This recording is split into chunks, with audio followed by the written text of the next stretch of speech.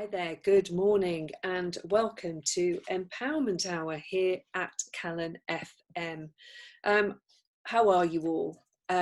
Yes, we are still doing the recordings via the Zoom platform, and the wonderful Amy at Calon FM, our station manager, is doing all the editing, thank goodness.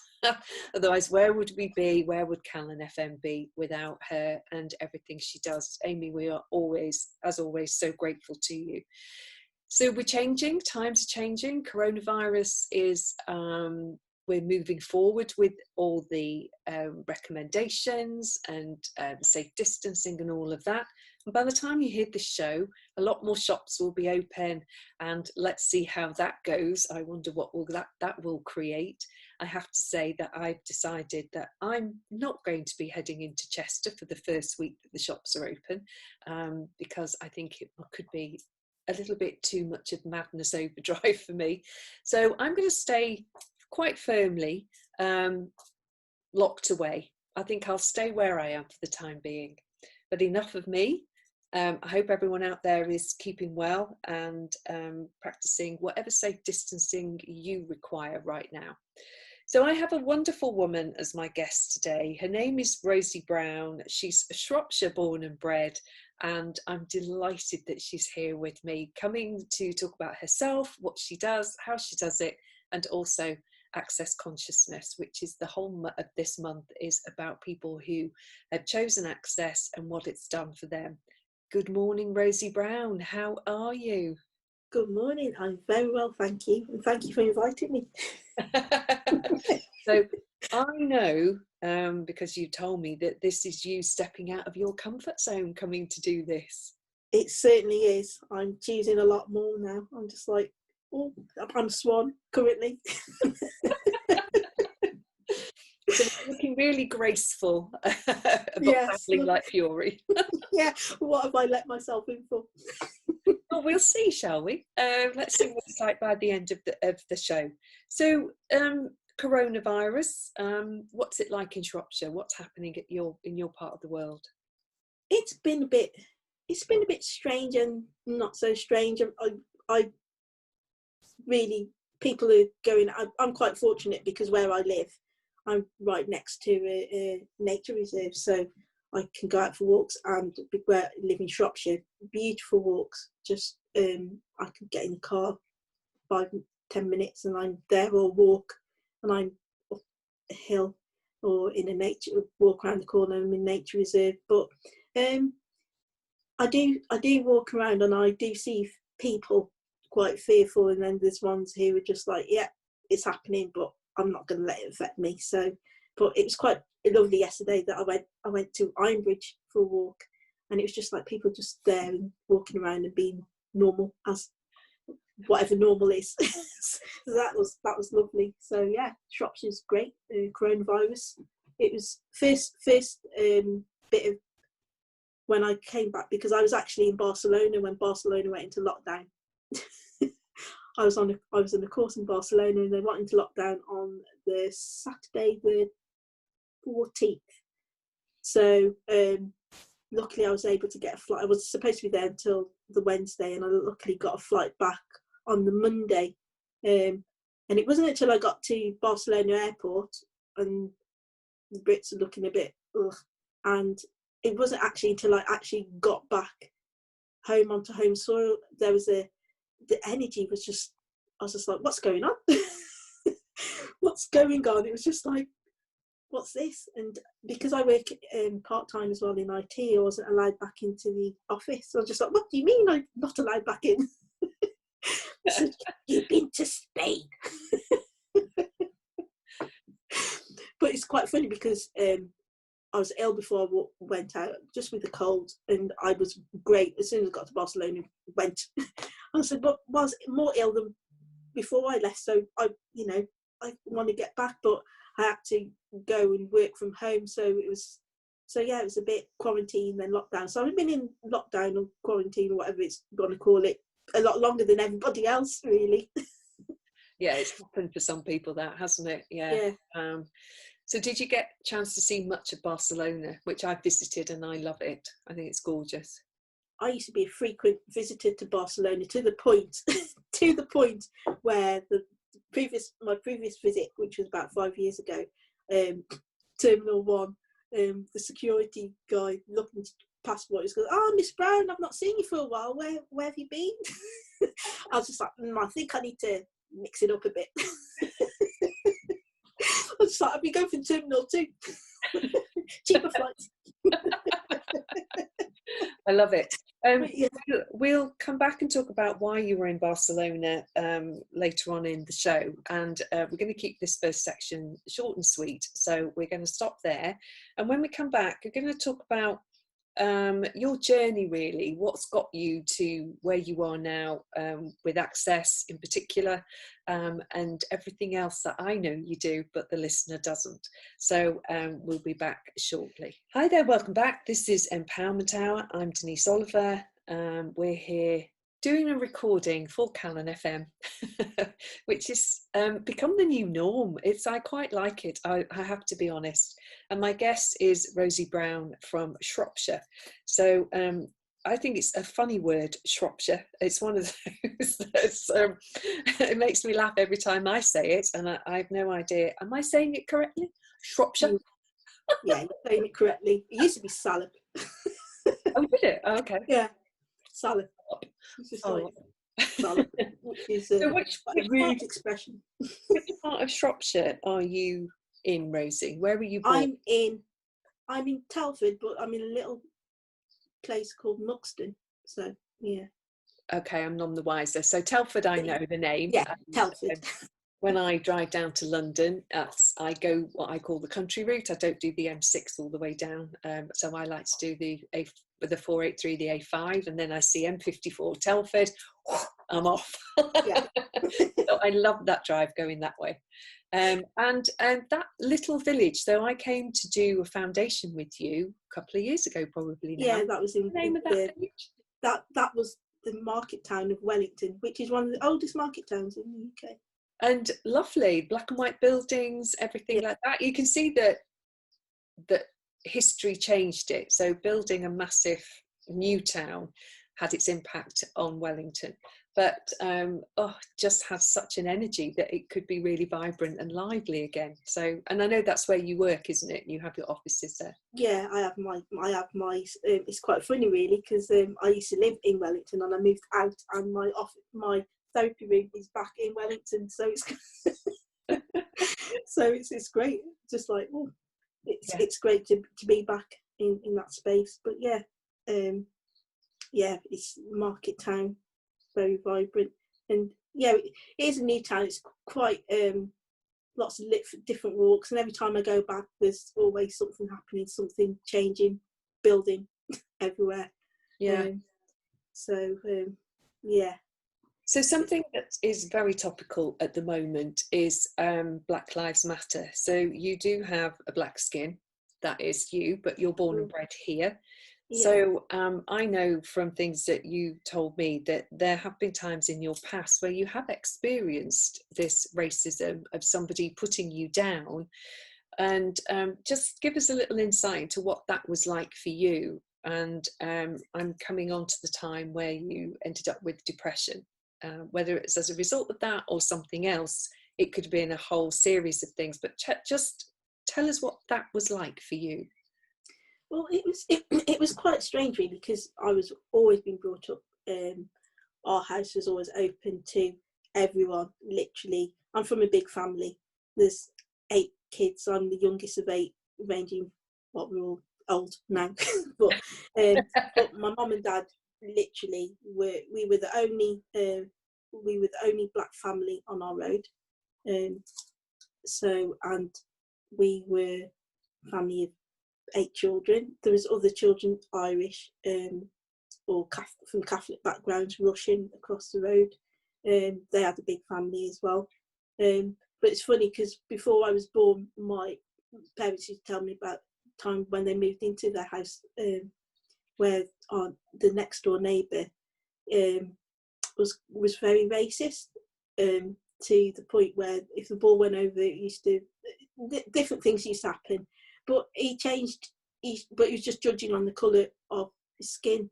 ended up best of friends, great neighbours. I think that only lasted about 18 months, I think, until he got to know my mum and dad and family, that we were, you know, their perception of what a black person is. Great friends, neighbours until they passed, really. And to the point where when Jack passed away, he left my dad his greenhouse in his, so he had his greenhouse, because they always used to swap. I remember when my mum and dad went to Jamaica for their 50th, they brought back some rum, but it was like the hardcore stuff, and told him not to drink that much, and yeah, bit his throat a bit, and some other stuff, little stories. But that was sort of growing up. So I remember a time, like I was saying to you before, like it was always there, and I'm just thinking, well, because my parents don't see skin colour, and you always, people are people. It's just like, if they're horrible, or you can pick up, because I've always been able to pick up on energies and it's not even a judgment. It's just like, if someone says to me, oh, a man, I don't want to know. Some people say to me, they have to describe them in great detail. So, oh, that black man, that white man. I'm just, I don't care. It's just a man. You don't need to tell me what colour they are or whatever. It's just a man. I'm not really that interested in it. And I remember I worked for the local supermarket, which is celebrating its 30th year. I was working in the cash office. I started off as a student, and then I took a year out, and then I stayed, but I worked in the cash office. And we had a new manager who had come from security background, and she wasn't really good. I'm saying this now, this might sound a bit, no, she wasn't really good at her job, really. I don't, but she used to make a lot of mistakes. So instead of me being me, I don't like to say, oh, you've done that wrong. I used to correct things, because we had things like, were called pods, where you put the money in the pigeonholes for the correct checkout, so that it tallies up correctly. And she used to get them all mixed up or whatever. And so when she started doing it, I thought, oh, that's in the wrong one, so put it in the right one and swap them around. And I used to have I used to have days, on my days off, I'd come back in on the next day, on my day off, and I'd be accused of doing something. And it's things like that. And then Wednesday evenings, when I was, but that was my day to work evenings, I used to have this complete and utter dread if I was rotated on with it, because there'd be like little snidey comments. And one of the comments that she actually said to me was, no one, she goes, no one will ever employ you. Because I'd put in a complaint and about what she was doing, because they'd like snidey little remarks, and it was just like little things, subtle little things, but you know, there's the underhanded sort of thing.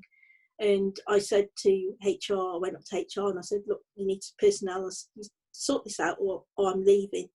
They didn't sort it.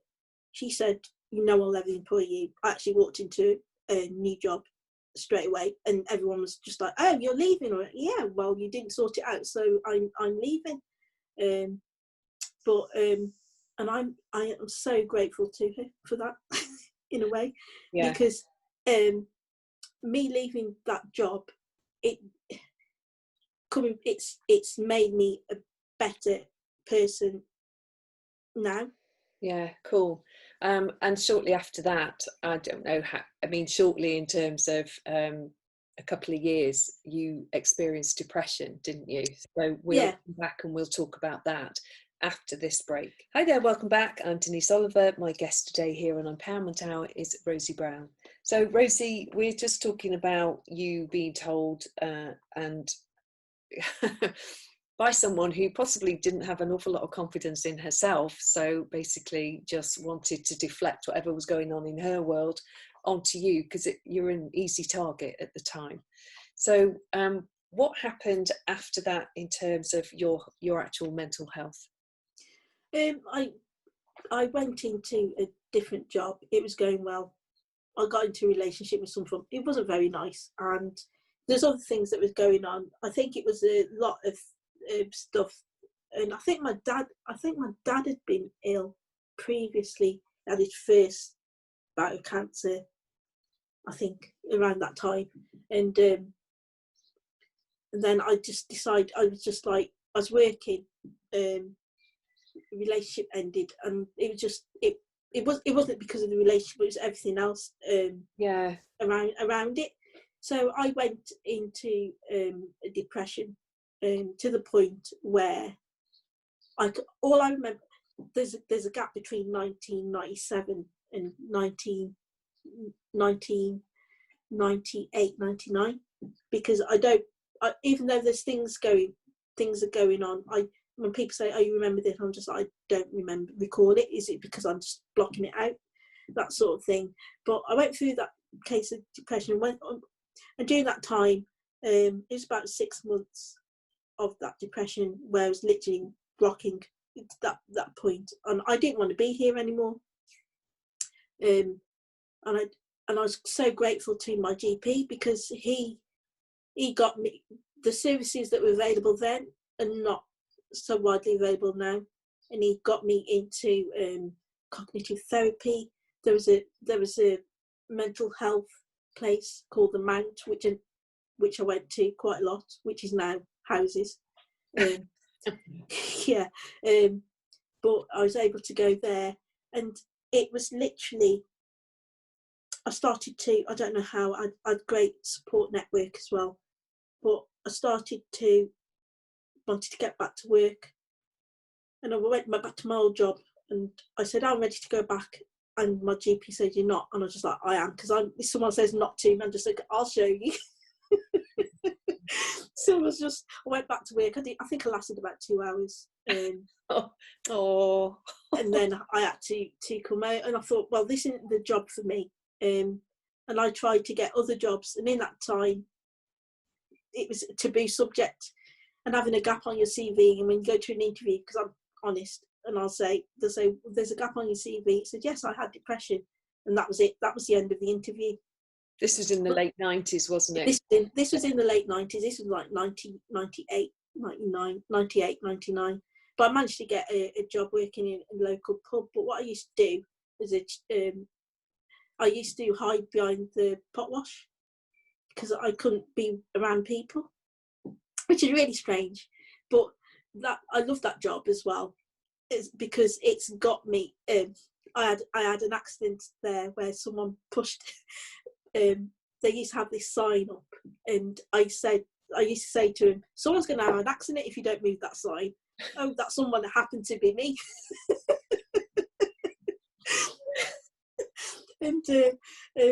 And I hurt my back. At the time, I didn't think anything of it, and then I literally could not walk, and my back has been a problem ever since. However, that accident has got me to where I am, because 2 years later, in another job, I was working in a cash office. I picked up a bag of 5p's, £100, put in the safe, and my back went again.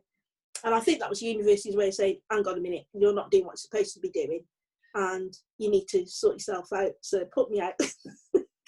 And I got a job working literally in IT, and that's where I met great friends who introduced me to a wonderful friend called Catherine, who's no longer here, but she was a hypnotherapist, and she's really into angels and into crystals and everything holistic and alternative, and going on her little workshops. I got myself into Reiki, and that's how I became a Reiki practitioner in 2004. And amazing. Yeah, I love it. We'll take a short break, and we'll come back, and we'll carry on this wonderful journey that you've been on. And I'm really grateful to you for being here, and for someone who's putting herself outside of her comfort zone, you're doing really well. I just want to say that, just coming across really, really well. So thank you for being here. So everyone who's listening in to this, we'll be back after this break. Hi there, welcome back. This is Empowerment Hour, and Rosie, I'm hanging on to your every word here, listening to what's happening to you. So yeah, you've hit rock bottom, and through the the work that you've been prepared to do on yourself, regardless of what anyone else is saying, suddenly you're finding your natural healing abilities are coming to the fore. So every time you've gone into a particular area to work, something's happened. It's like the universe has gone, nope. I don't think so. And I get that, because until I know from my experience that until I listen, it's like I get this knock on the side of my head, and I don't listen, and then I get a bigger one, and something else happens, and something else. Like, okay, whatever this is, I need to stop and take note now. So this is what you started to do, and you became a Reiki practitioner. So tell me what that was like for you. So you do IT and you do Reiki. Yeah, it's great. It's great. Well, back then, it's a story. Now I'm called the woo woo woman. But yeah, I did all that, and it was great. I'm so grateful for that, because I started doing the Reiki, and I was using it on myself. I became more confident on my abilities, and I did my Reiki too, like within 9 months, and I was on that journey. And I decided, I was still holding myself back. I decided that I was going to do my more holistic stuff, and it just felt so right and so natural, because previously I'd been I went to art college, and I knew how to use my hands, and I went to Staffordshire Polytechnic to do fine art sculpture. But something didn't, even though it was artistic, I love art, it didn't feel right. I knew that I've got to use my hands, but I don't know in what way. And it's the healing work. And it's quite funny, after my dad passed away in 2007, I knew what Reiki would do for them, and I wouldn't. They always used to ask me to give them Reiki, my mum and dad, and I was just thinking no, because I know what's going to happen, because I was holding on to him, still staying here. And it got to the point where I could see he was suffering, and him and my mum and dad was childhood sweethearts and stuff. So it got to the point where I was thinking, this is enough now, you're suffering. And he was worried about who's going to look after my mum. I made a promise to him on his deathbed that I would look after my mum, which I did until she passed away 7 years later. I actually gave them both Reiki, so they were allowed to pass, for them to let go, and for them to be all right. And it was only about a week or so later that he actually went. But in 2010 I decided that I was thinking I've been doing Reiki for a while, and something resonated with me, and I just for that more that I wanted to do my mastership. And my mum, I said to my mum, I was just like, I'm going to do my Reiki mastership, and she said, you don't need to do your Reiki mastership because you're already a natural healer. And she told me the story about when I was little, where a friend came round and had earache, and I was playing with my Lego, as I did. That's the IT side of you, I think, isn't it? Yeah. Building stuff and liking little blocks of things. Little blocks and things. Yeah. She said, you got off from your Lego, which is very unusual for me, and you went upstairs, you got cotton wool and some olive oil, and you came back down, and you put your hands over her ears, and you were there for a time, and then you took your hands away and said, it's better now. You just went and played with your Lego again. Don't recollect that story at all whatsoever. I was very surprised when she told me. And she said that a friend had the best night's sleep, and her earache had gone just for that. And she always used to ask me as well, when she had any aches, she goes, oh, can you rub it? And I'm just like, no, I can't rub it for you. Get Dad to do it. And she goes, why do you always I used to ask you to rub my back? Because you've got healing hands. I was just like, oh, now I get it. Why did you say that in the first place? Yeah, years ago you get it. Yeah. But so I did my mastership, and things were going well. My mum went back into IT, contracting, set up my own holistic practice, because it was no longer. I could feel myself going back into about depression again, because it was so I could see me going down, because I literally used to get on a Friday afternoon, I would get anxiety. From the Sunday 4 o'clock, I'd have this anxiety which would last until the Friday afternoon at 4 o'clock every day.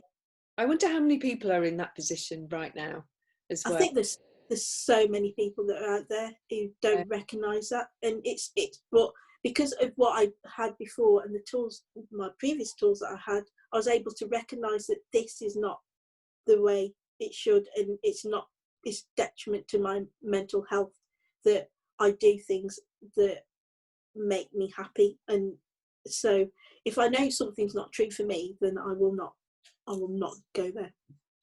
Cool. We're going to take another break, and we're actually coming towards the end of the show, and we still haven't found out about you and Access. And I get that at the time that you were sort of invited to Access, you resisted it, and it somehow fits that it's taken us this long to get to what that resistance was, and finding out more about it. So we'll take a break right now. Hi there, welcome back. As I said, we're coming towards the end of the show, but first of all, we have to find out from my guest, RosieBrown, who's Shropshire, I love the word, Shropshire, born and bred. They're not far. I mean, Calon FM is based in Wrexham, so driving to Telford's not that far, is it, at all? No, it's not. And it's a lovely drive. I love that A483, A5, where you're sort of dodging across A roads. It's just gorgeous. So you resisted Access until you were invited to trade. Someone who did Access bars, and you were doing Reiki, and she asked for a trade with you. And so tell us what happened when you started to get your bars run. Yeah, I was at the point where I uncreated everything that I created. And it wasn't until it's funny because the things that you require the most, you resist. So we're trading this bars, because I've seen it at events that I was going to. I thought, what is this Access bars working on your head? I'm not doing that. But oh dear. So I'm so grateful to this person as well who traded bars with me, and Reiki, because I went for one session, and because I wasn't earning at the time, it's just like, well, I really can't afford these sessions, so we're just like, well, I'll have Reiki and you can give me bars. So that was great. And things literally, I started having my bars done because it's a point in my life where I went from the need thing, which is just like blocking everything that's coming in. So I wanted trading, but literally something began to shift the way I looked at things. Things presented to me in such a different way. I started to get more clients coming for Reiki because I hadn't learned the bars yet. And my money situation changed as well. My money flows, because that was because I wanted to become more of me. And even the tools like the 10% account, which I did when I read up about, because I got my first book, Money Isn't the Problem You Are. That's the first book, Access book I read. And the 10%, that 10% account, or carry around the money with you that you feel were rich. And I was just thinking, hang on a minute, I was doing all this stuff before I decided that I was going to uncreate it. Yeah. So you already had it, then you got rid of it. Yeah, I had it. I got rid of it, and I was doing this sort of thing. So yeah, I learned bars quite quickly. I was thinking, I'm having this. I'm going to do this, and literally, some people have noticed the difference in me in the last 2 years, because I learned bars in 2018, even though I could have learned it in 2016, and I resisted. It's quite funny as well, because I'm thinking, oh, and I waited until it went right up, the price went right up before I decided to take a class. Because you're rich and you can afford it. I can afford it, yeah. That's your energy. Yeah, that's things we do, honestly, to keep scuppering ourselves is phenomenal, isn't it? We are such creators of nonsense, creators of resistance, when actually we could be creators of abundance. Absolutely. In every area of our life. Why do that though, when you can make trauma drama out of everything? That's it. Now I just see people making trauma and drama out of things. I just say to them, read this book. I read it when I was in your situation, and look at me now. I'm creating a lot more. I listen to the book, I read the tools, and just keep listening and wanting to be more myself.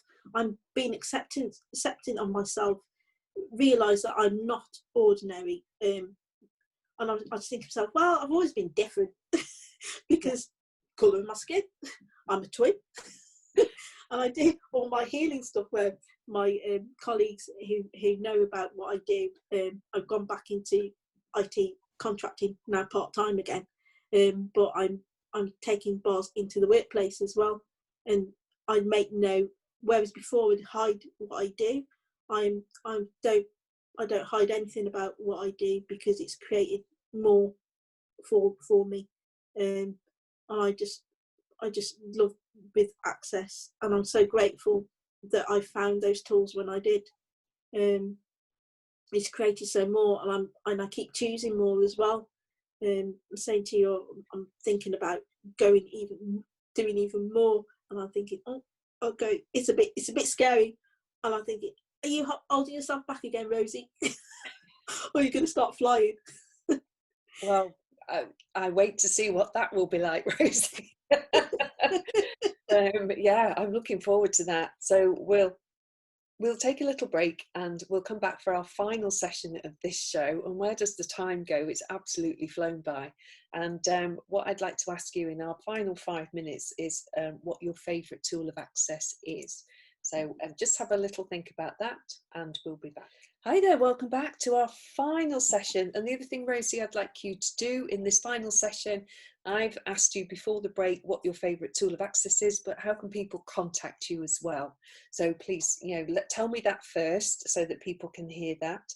And before we run out of time. Yeah, a bit of a chat box, sorry. It's great. You can contact me via the Access website, which is RosieBrown. I think I'm on there, one of the facilitators, or on my website, which is tranquilserenity.co.uk. And I am on Facebook and Twitter, and Instagram, and it's you'll find me on Facebook as tranquilserenity.co.uk as well. So that is how you can contact me. I'm sure if somebody Googled RosieBrown Telford, that that would come up as well. It would as well. Me and I work in technology, I don't even know. Yeah, and there's only one RosieBrown. There's only one RosieBrown. No, there's two. Oh, okay, right. In the final few minutes, your favourite tool of Access? I have two, but the one which is more, it's ask of the universe and demand of you. I've started demanding. I demanded that, like, I was in my role, I was like, right, I've had enough of skimping and saving. I want to be doing what I was doing before, happy, and not feel restricted about what I was doing before, which I uncreated. So that showed up when my therapy room as well. I decided that there's a room right next to me that was coming available, but it had boxes in it, and I was thinking, I don't want anyone else in that. And I said, literally, I got the room, and I said, I'm having that room. 12 months later, the room is mine. That additional space is mine. So I made the demand. I asked the universe and made the demand of myself. And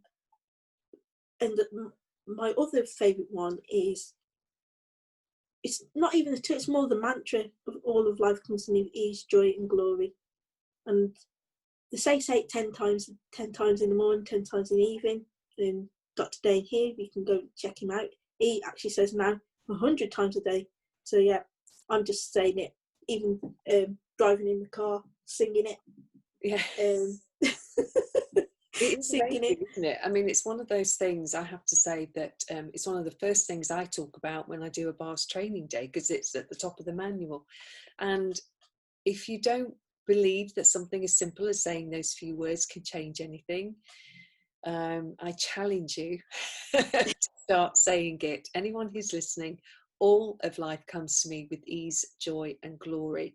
And it's that whole thing of all of life, even when something doesn't seem as like the time we're in right now, people are very fearful of jobs and situations and health and all of that. Start saying this, and it takes away the fearful energy of so much. Just start saying it and see what changes in your world and what shows up. And what if this time is a time, this coronavirus thing is a time where people can stop, take charge of their lives and see exactly where they want to go, because universe has your back.